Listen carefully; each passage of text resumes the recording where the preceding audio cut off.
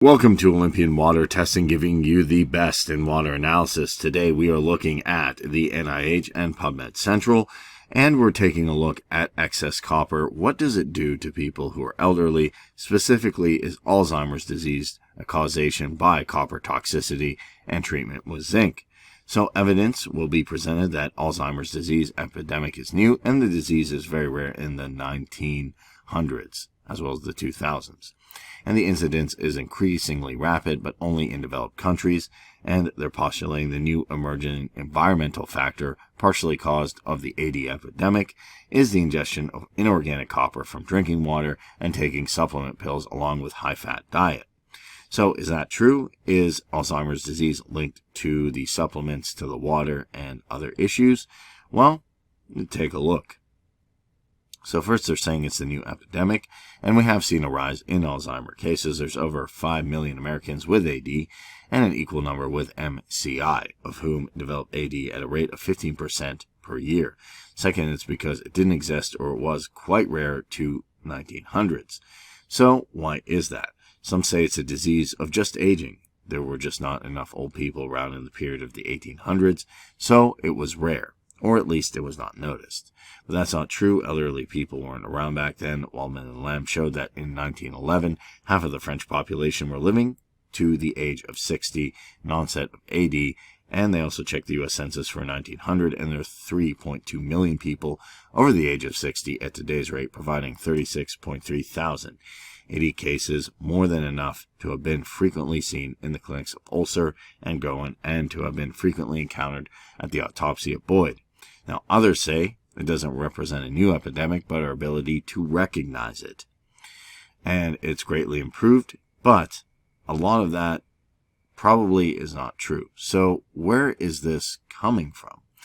Why is Alzheimer's on the rise? So what their conclusions are is this. They do believe beef is a reason. Certainly eating beef fits the criteria being associated with it. But they find no evidence that AD is a prion disease. Nevertheless, Waldman and Lab were on the right track. They believe it's a high-fat one, and maybe beef could be associated with that. But where is the issue really coming from? The major stimulus to awareness of inorganic copper could be a risk factor for AD, and that's found a lot of times in distilled drinking water of rabbits that enhance both the AD-type brain pathology and the cognition lost by the animals. By reference, the Environmental Protection Agency, the EPA in the U.S., allows 13.3 parts per milliliter, or you've heard parts per billion, copper in human drinking water, over 10 times that causing toxicity in the rabbit model. Allowances for copper in drinking water were similar or higher around the world. The works of Sparks and Sears have been confirmed by them in the AD models, including the mouse model. They also emphasize that they're talking about the ingestion of inorganic copper. So it's not just copper itself. You could say, well, taking supplements with copper, or copper is in beef, or copper is in this. But what's interesting is it's inorganic copper as being toxic, not organic copper. And organic copper is found in food, safely bound to proteins. Organic copper is absorbed from the intestine to the blood and processed by the liver and put in safe channels. In contrast, copper in drinking water, or sometimes pills, is simply inorganic salt of copper, not bound to anything. And that's what's causing the issue from this view. And in my opinion, it's this inorganic copper, and what it does is accumulate in the body, particularly in the brain, and this could be the result of Alzheimer's. Remember, it's not just that there were people who were older back then, or that maybe it was misdiagnosed, but something else is going on here. And while we can blame meat, or we can blame high-fat diets, I think it's quite clear where it's coming from. And they have evidence that the least portion of inorganic copper is absorbed into the blood, bypasses in the liver, and contributes immediately to the free copper pool in the blood, and a small increase in the copper in food equivalent to 0.12 parts per milliliter would be trivial and completely non-toxic, whereas exquisitely toxic in drinking water, as shown in the rabbit model. So, as we can see, the issue is really the ingestion of inorganic copper in drinking water. Could that be a risk factor in AD? But are humans ingesting inorganic copper in their drinking water? The answer is a resounding yes. It's being leached from their copper plumbing.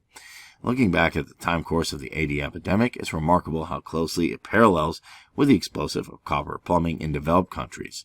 Copper plumbing began to be used in the early 20th century, but was curtailed by World War I and then World War II. After 1950, copper plumbing took off, and now 90% of U.S. homes have the copper plumbing. I think we found the culprit here, in my view. Similar, the AD epidemic took off in the latter half of the 20th century, but only developed in different countries that were developed. So, as you can see, copper plumbing is probably the culprit here. Copper plumbing is not very used in underdeveloped countries because of its expense, and Japan is an interesting exception that supports copper in drinking water. Causation hypothesis. It's also a developed country with a low rate of AD, but it has shunned copper plumbing for fear of toxicity. Yet, when the Japanese migrate to Hawaii, where copper plumbing is being used, they developed a high rate of AD in other developed countries. So, with this study, I think it's quite clear where it's coming from. You can come up with different theories yourself. However, I think it's always a good idea, especially that so many American homes are using copper and there's an aging population, to have your water periodically tested for high levels of copper so that issues like Alzheimer's and other problems don't keep occurring at this rate.